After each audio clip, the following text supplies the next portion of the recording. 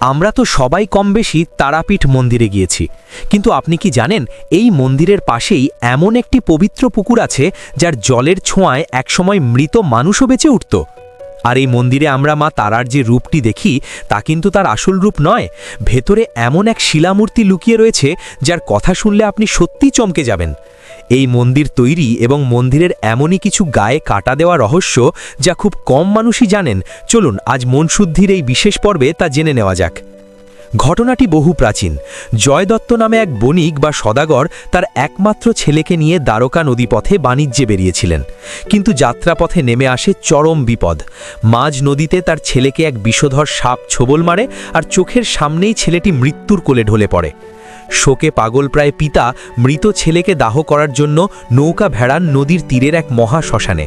ঠিক সেই শ্মশানের পাশেই ছিল একটি ছোট পুকুর বা কুণ্ড। নৌকার রাঁধুনি সেখানে